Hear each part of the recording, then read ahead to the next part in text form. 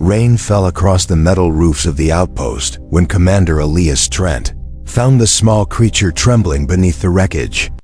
The war between humans and the Scarati had ended only a week ago, leaving the colony in ruins. He had seen many strange things during his time on the edge of the galaxy, but never something like this.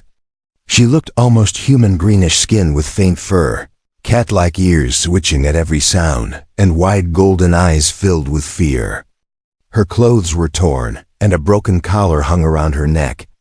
When she tried to stand, she stumbled, whispering words he could not understand. Elias knelt beside her, lowering his weapon. "Easy there," he said softly. She flinched, expecting pain. Instead, he offered her his jacket. The creature hesitated, sniffed the air like a frightened cat, and then wrapped herself in it. That small act changed everything. From that day, he stopped calling her it. He named her Liri. At first, the base crew didn't understand. "She's one of them," Sergeant Duran had said. "You can't trust her." Elias ignored them. He saw something in her eyes that the others didn't: a lost child, not an enemy. Liri followed him everywhere, silent but watchful. She learned quickly, mimicking human words, gestures, even emotions.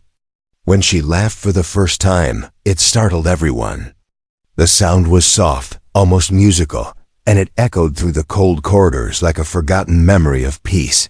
Weeks passed. The colony was rebuilding, but supplies were low. Every morning, Elias repaired generators while Liri helped gather scrap from the ruins. She was clever with machines, her claws acting like tiny tools. Once, she fixed a broken drone just by observing him. "You learn fast," he said. Liri tilted her head and smiled. "Learn fast," she repeated. One night, an alarm shattered the silence. Unknown signals approached from orbit. Scarati raiders returning to scavenge what remained.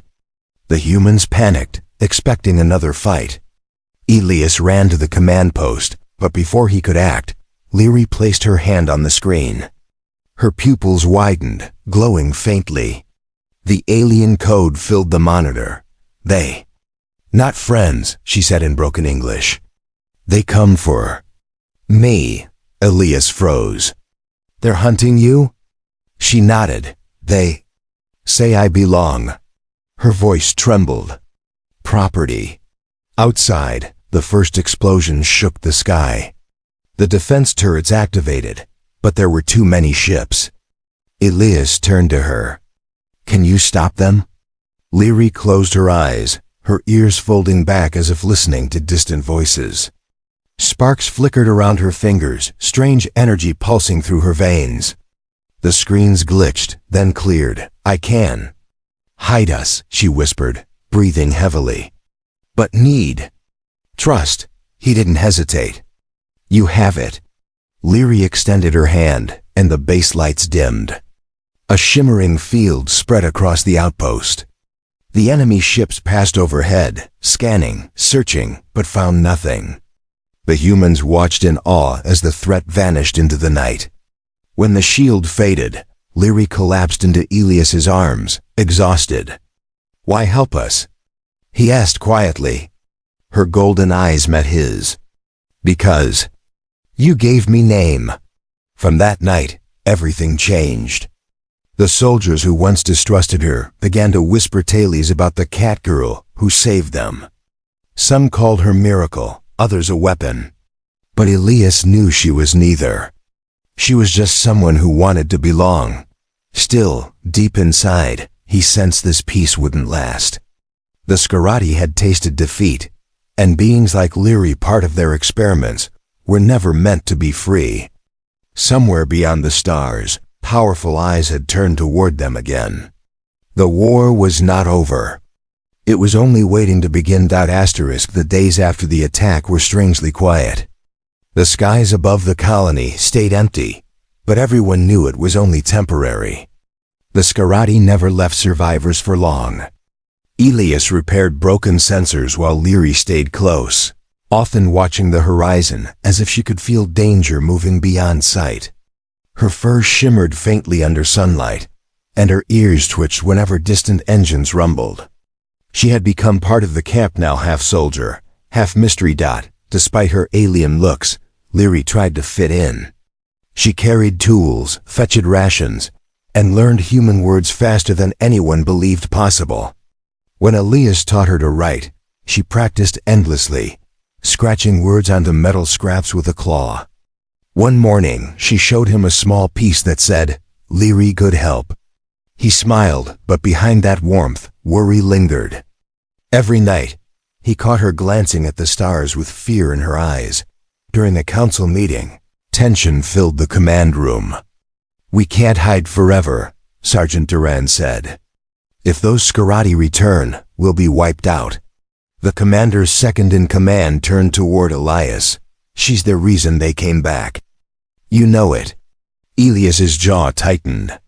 "She saved our lives. Or she led them here in the first place." Someone muttered. Liri, standing near the doorway, lowered her head.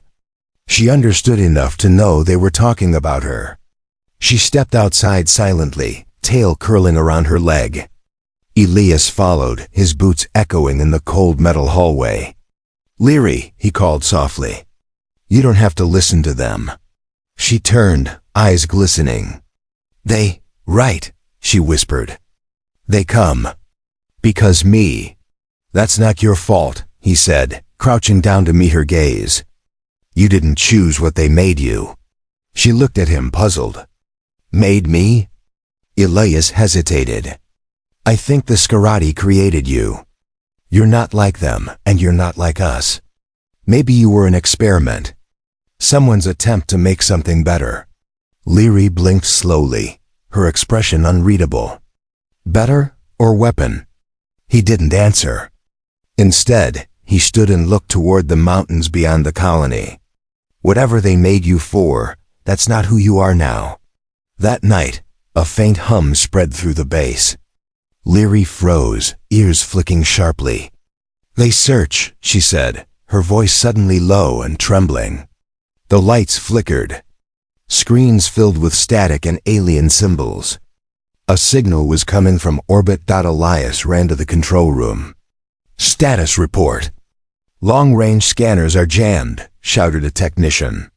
"We're being pinged by a Scarati ship, no visual yet." Leary stepped forward and touched the console. Her pupils narrowed to thin slits. "I can speak." "To them," Elias frowned. "You can what?" She nodded. "They call." "My name." He grabbed her arm. "No, they'll track you if you answer." "They already find," she said softly. "If I no speak, they kill all." Before he could stop her, she pressed her hand against the display. The static cleared, revealing a tall, shadowed figure on the screen, armor glistening, eyes burning like molten metal. "Leary, Unit 7, the voice hissed. "Return.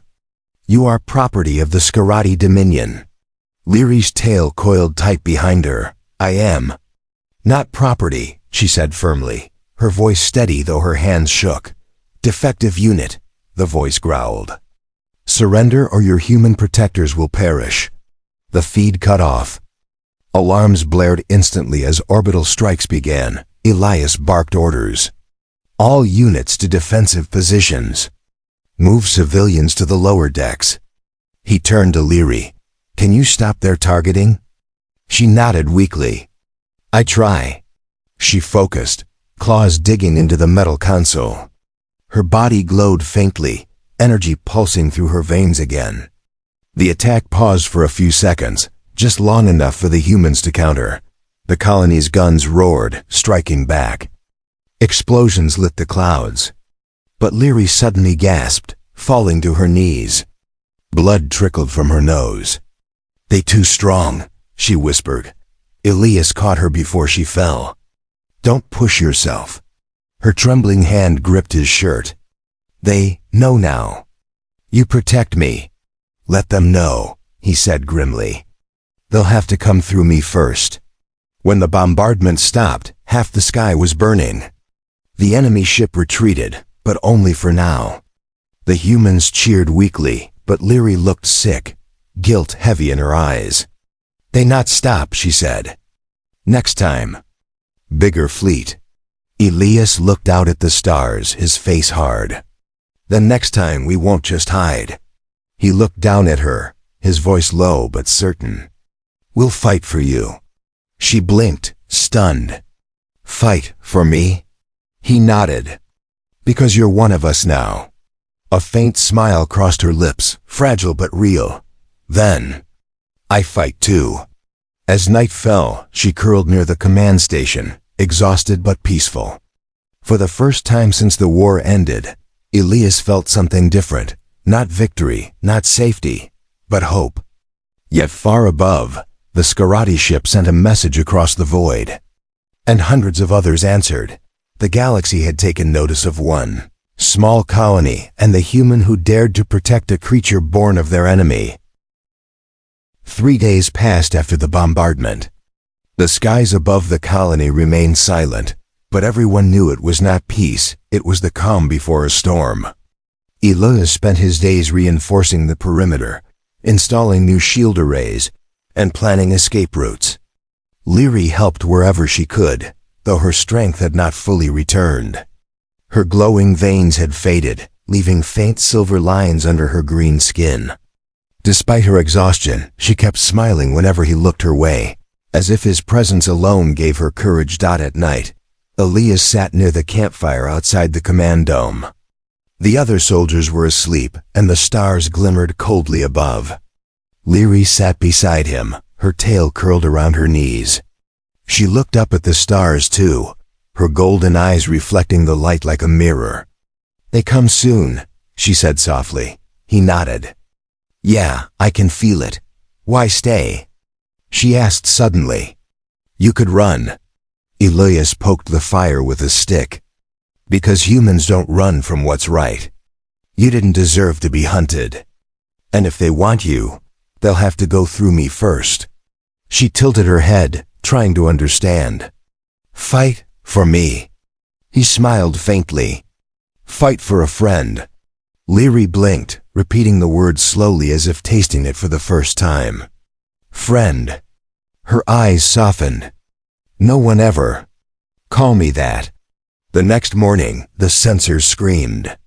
The sky above the colony cracked open with light. Dozens of Scarati warships descended through the clouds, their hulls glowing with red plasma. Panic spread across the base. The comms filled with voices shouting, "Incoming fleet! All stations prepare for battle." Elias rushed to the command center, his voice firm. "Everyone to positions. No one fires until I give the order." Through the transparent dome, he watched as massive ships hovered over the valley. Leary stood beside him, shaking slightly. "They bring hunters," she whispered. "Not soldiers. Hunters made for one thing, me." The lead Scarati vessel transmitted a message. The voice that came through was cold and familiar. "Human colony, you harbor stolen property. Release the experiment known as Leary Unit 7, and we will spare your lives. Resist and all will burn." Elias turned off the transmission. The soldiers waited for his answer. He looked around at the men and women who had lost everything in the last war, now being asked to give up the one being who had saved them. "We don't hand over our own," he said simply. The base roared with approval. Moments later, the Scarati attacked. Plasma fire rained from the sky, shaking the ground. The colony's shields flickered, but held. Leary placed her hands on the control panels, her body glowing faintly again. "I can help," she said, though her voice was weak. "Not like last time," Elias said. "You'll burn yourself out." She looked at him with determination. "If I not help, you all die." Before he could stop her, she linked directly to the energy grid. Blue light surged around her, and the shields flared brighter, reflecting the bombardment. The Scarati ships recoiled, their scanners confused. For a moment, the humans had the upper hand. Then one of the enemy vessels broke formation and descended lower. It unleashed a pulse that cut through the shield like lightning. The explosion threw Elias across the floor. He hit the wall hard, but forced himself up. "Status report," he shouted, shield down on the east wing. A soldier yelled, "They're sending dropships." Outside, black shapes fell from the sky, Scarati warriors in heavy armor, landing like falling meteors. The ground shook as they advanced. Elias grabbed his rifle. "Hold the line." The battle turned fierce. Laser fire lit the sky, smoke and dust choking the air. Leary stood in the middle of it all, glowing brighter and brighter, her eyes burning like suns. She raised her hands, and the air shimmered. For a heartbeat, everything went silent. Then a wave of energy burst outward, knocking the enemy back. The humans gasped, staring at her in disbelief. Elias ran to her side. "Leary, what did you do?" She breathed heavily. "Not me. It inside me." Her voice trembled. "They build me to control war machines. I can call them." Before he could ask, the ground beneath them rumbled. From the distant hills, half-buried machines, the old automated war drones from the first conflict, began to rise. Their eyes lit with the same color as Leary's glow. The Scarati hesitated. Leary swayed on her feet, almost collapsing, but Elias caught her. "You did this?" She nodded weakly. "I wake them. They obey." The human soldiers watched in awe as massive metal giants turned their guns toward the enemy fleet. Within seconds, the sky blazed with fire as the machines unleashed their power. The Scarati ships began to retreat, overwhelmed by the sudden force. When the battle ended, the field was silent except for the hum of the awakened machines. The colony had survived, but Leary lay unconscious in Elias's arms. Her pulse was faint, her skin cold. He whispered, "Hang on, Leary. You're not going anywhere." He carried her back into the command dome, surrounded by stunned soldiers. None of them knew what she truly was, but they all understood one thing now: she had saved them again. Outside, the machines stood like silent guardians. The war might have paused, but the galaxy had seen what Leary could do. And in distant systems, leaders and empires began to take notice. This was no longer just one colony's fight. It was the beginning of something far greater. When dawn broke, the colony lay in silence. Smoke drifted through the cold air, and the ground was scorched where the war machines had fired. The survivors moved quietly, repairing what they could and whispering about what they had seen. For the first time, humans and aliens alike had fought side by side and survived. But everyone knew that victory had come with a heavy price. Leary had not woken since the battle. Elias sat beside her bed inside the infirmary. The room was dim, filled with the steady hum of medical devices. Leary's breathing was slow, her glowing veins faint and pulsing weakly. Her body was different from any human or alien anatomy the medics had ever seen. Tiny metallic threads ran beneath her skin, moving like living circuits. The doctors had done what they could, but none understood her biology. "Commander," said Sergeant Duran, stepping inside quietly. "The drones outside are still active. They're guarding the colony. They won't move unless she gives a command." Elias rubbed his eyes, exhausted. "Then they're waiting for her." Duran hesitated. "Sir, what if those things turn against us? She's not human. She might not even be in control of herself." Elias looked at the unconscious girl. "She saved us twice. I'll take my chances." Hours later, Leary's eyes opened. They glowed faintly at first, then brightened until the monitors flickered. Elias leaned forward quickly. "Leary, can you hear me?" She blinked slowly, her gaze unfocused. "Elias," she whispered. "Where are we?" "You're safe," he said gently. "You passed out after the battle. You've been asleep for a day." She sat up weakly, her ears twitching. "I see. Dreams, many. People, machines, fire.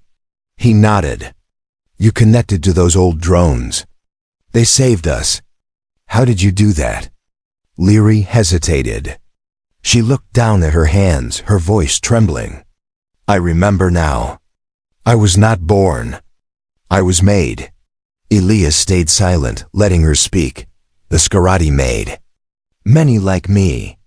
We were called vessel units, each one part flesh, part metal.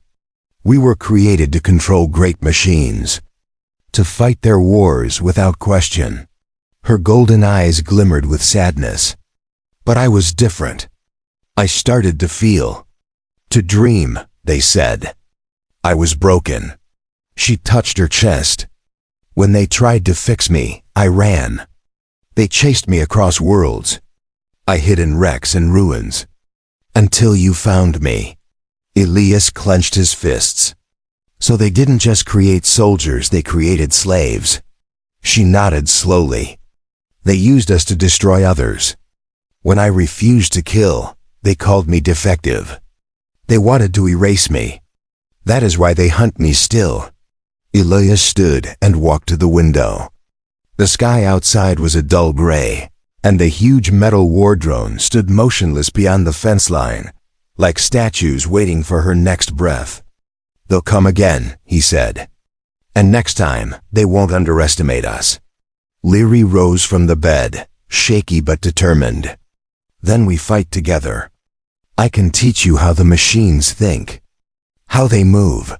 He turned toward her, surprised. You'd do that? She smiled faintly. You give me home. I give you strength.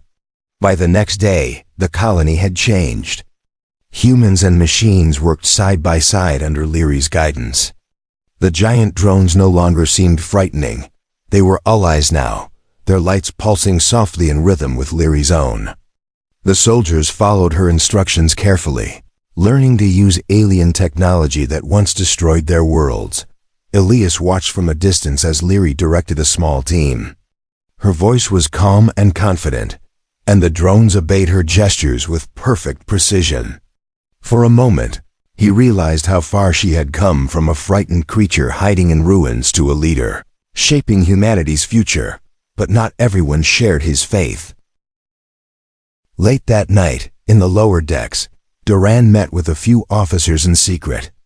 We're letting an alien control our defenses, he said in a harsh whisper. What happens when she decides we're the enemy? She hasn't done anything to harm us, one officer replied. Yet, Duran said. But you all saw what she did out there. Power like that doesn't belong to any one being. Unseen in the corridor above, Leary listened quietly. Her keen hearing caught every word. The doubt hurt more than she expected. For all the smiles and trust Elias showed her, some still saw her as a weapon. When she returned to her quarters, she looked at her reflection in the mirror. The faint metallic patterns beneath her skin shimmered. She whispered to herself, maybe they right. Maybe I am weapon. Elias found her there hours later, staring out the window. Can't sleep? He asked gently. She shook her head. They fear me. He nodded slowly. Some do. But fear isn't hate, Leary. It just means they don't understand yet. She turned toward him. Will you fear me too? If I lose control? He met her eyes. Then I'll remind you who you are. Something in her expression softened. You always believe. I have to, he said simply. Because if we give up on believing, what's left worth fighting for? For the first time in weeks, she smiled again. But outside the colony walls, a dark shadow moved through the stars. The Scarati High Command had received reports of the battle and of the machine uprising led by a single hybrid. And now, they prepared something far worse, a ship not made to conquer, but to erase everything Leary had touched a dot far away in the endless void. The real war began to stir again. The sky burned red long before the colony's sensors picked it up. A strange hum passed through the atmosphere, like thunder without sound. Leary's ears twitched first. She felt it before the alarms even began.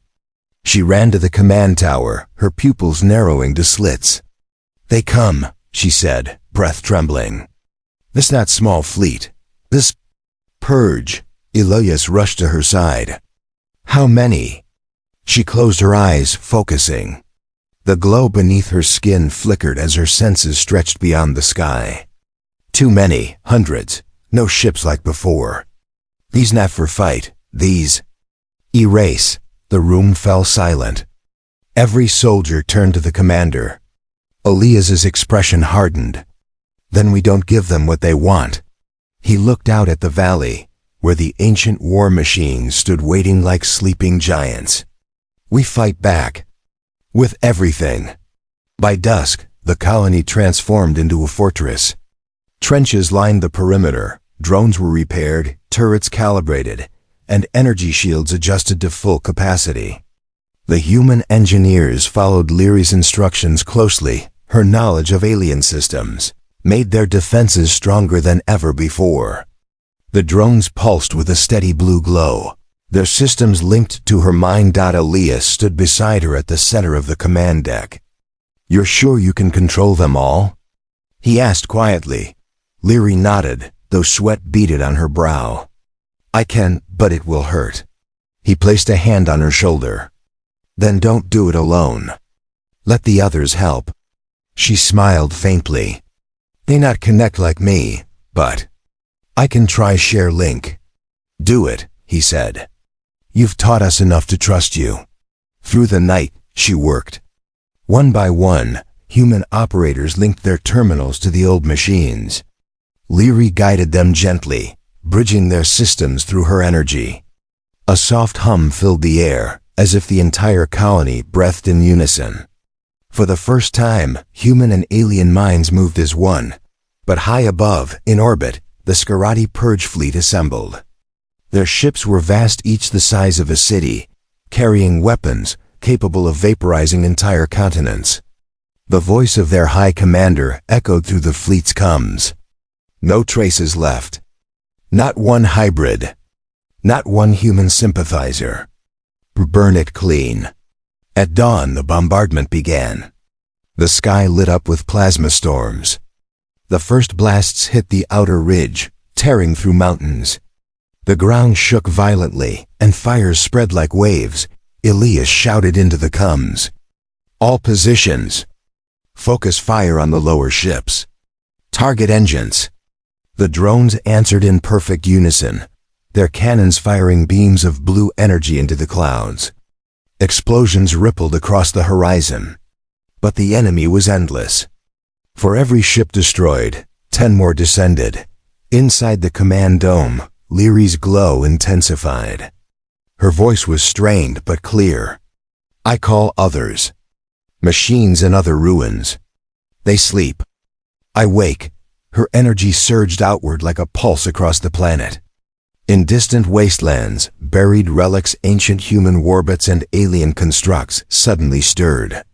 One by one, they activated, their cores igniting with the same golden light that burned within Leary. The planet itself began to awaken. "Elias," she gasped, trembling.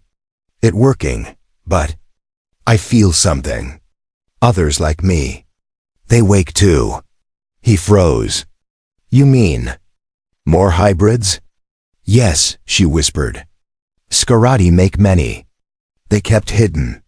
But they hear me now." The comms flickered to life with distorted voices. Different tones, different languages, but all sharing one word: free. Outside, the battlefield transformed. Drones of alien design rose from the ground and joined the fight, not against humanity, but beside it. Together, they formed a living wall of steel and light. For a brief moment, the impossible happened. The humans began to push the Purge fleet back. Then the sky split open. A massive shadow descended, a colossal ship unlike any seen before. Its hull was alive, twisting with red veins of energy. The Purge vessel. Leary's body went rigid. "That one. It carried my master. He made me. Elias looked up at the monster blotting out the sun. Then that's the one we end. The vessel's main cannon charged, red light spilling across the clouds. Leary's hands clenched. If it fire, all gone. Planet gone. She looked at him with desperate eyes. Elias, I can stop it. But I not come back. He grabbed her arm. Don't even think like that. I have code inside me. Same as ship. If I go inside, I can shut it. But only from core. No other way. He shook his head. There has to be another way. Leary smiled sadly. You say humans not run from what right. I learned that. Before he could stop her, she placed her hand on his chest. A warm glow passed between them, a memory, a feeling. You give me name. You give me home. Thank you. Then she turned and ran toward the hangar. Elias shouted after her, but she didn't look back. Within moments, one of the drones lifted her into the sky, heading straight for the enemy flagship. The soldiers watched in silence as the tiny figure rose into the blazing clouds. The purge vessel's weapons flared, preparing to fire. Leary landed on its surface, her body glowing brighter than ever. I am not your weapon, she whispered. I am Leary. Her voice echoed through the ship's systems as she vanished into its core. Inside the command dome, Elias watched the readings spike. The enemy fleet faltered, confused signals spreading like wildfire. And then, through the static, her voice came one last time. Protect them. My family. A blinding flash consumed the sky. When the light faded, the massive vessel was gone along with half the fleet. Silence fell across the battlefield. The remaining Scarati ships turned and fled. The war was over. But Leary had not returned. Elias stared at the empty sky, his chest hollow. The machines around the colony powered down one by one, bowing their heads in silence as if mourning one of their own. The galaxy would remember the battle. But only a few would know the truth, that a single alien girl had saved an entire world, and somewhere in the ashes of the destroyed flagship, a faint golden light still pulsed alive, waiting. The sky stayed silent for many days after the purge fleet vanished. The storm clouds cleared, leaving behind a pale light that felt too calm for what had just happened. The ground was still scarred, the air heavy with smoke and dust, but there was peace. The soldiers worked in silence, rebuilding what remained of the colony. Yet every night, when the stars returned, they looked toward the dark patch of space where the enemy flagship had once burned, hoping to see her light again. Elias never stopped watching. He stood on the outer wall each evening, eyes fixed on the heavens. The others thought he had accepted her loss, but he hadn't. He couldn't. Somewhere inside, he felt she wasn't gone, not completely. The machines she had awakened still hummed faintly with golden light, as though her presence lingered within them. Weeks passed. The colony healed. Word of the battle spread across human and alien worlds alike. For the first time, both sides whispered about a legend, a cat-like alien girl who had turned on her creators and saved humanity from destruction. Some called her a saint, others a weapon reborn. But to Elias, she was just Leary. One morning, a small drone returned from the debris field beyond orbit. Its metal was scorched, its systems damaged, but it carried something, an energy signature. When the technicians scanned it, they gasped. The frequency matched Leary's. Elias felt his heart stop. Where? He asked. The signal came from the ruins of the destroyed flagship. Without waiting for approval, he took a shuttle and went alone. The others tried to stop him, but he said only one thing before leaving. She saved us all. Now it's my turn. The journey through the upper atmosphere was rough. Lightning streaked across the clouds, and the shuttle shook violently. When he broke through the haze, the wreckage appeared, a graveyard of metal drifting in orbit. The remains of the purge vessel floated like the skeleton of a fallen god, glowing faintly red from within. Elias steered toward the core chamber. The scanners flickered as they approached the signal. Inside the shattered structure, the air shimmered with faint golden light. He stepped through broken corridors filled with silence, his boots echoing on the metallic floor. Then he saw it, a sphere of soft, golden energy hovered in the middle of the chamber, pulsing gently like a heartbeat. Within the light, he could almost see her small, curled, peaceful. Her voice came faintly, like a whisper. "Elias." He froze, his breath catching. "Leary, is that you?" "Yes." The voice was weak but warm. "I stopped them. But my body, gone. Only mind remains." He stepped closer, tears stinging his eyes. "We can fix this. We'll find a way." The light flickered softly. "No, too late for that. But I see now. What I am Link. Between machine and life. Between human and alien. I can still help." Elias shook his head. "You've done enough. You deserve to rest." Her laughter was faint, almost a sigh. "Rest later, now. Build better world." The light reached out, touching his chest. For a moment, everything went white. Memories filled his mind, her laughter by the campfire, her curious eyes, her first word, her last smile. When the light faded, the sphere began to shrink. "I give you this," she whispered. "My code. My heart. Use it well." Then the light vanished. Elias stood alone in the silent chamber, holding a small crystal-like shard glowing softly in his palm. He returned to the colony with it, saying nothing. The others saw the light in his hand and understood.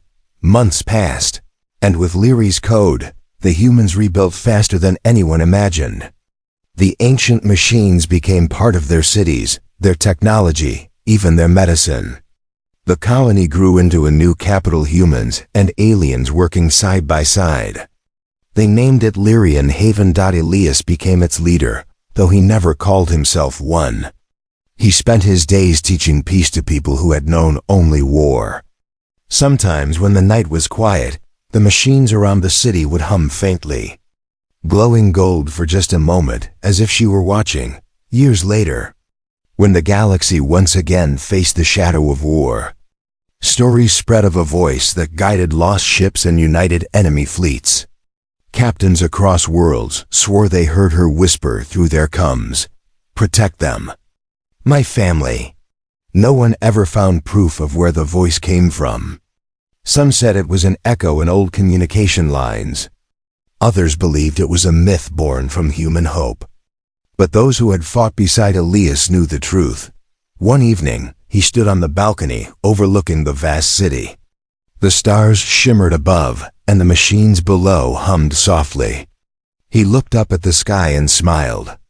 "You did it, Leary," he said quietly. "You made them understand." And far beyond the edge of known space, a faint golden light pulsed once more, steady, gentle. Alive, she had never really left. Humanity's savior had become something greater, no longer bound by flesh or fear, but by love, memory, and the quiet strength of those who believed. The galaxy would never forget her. Named Liri, the girl who taught even the stars to feel.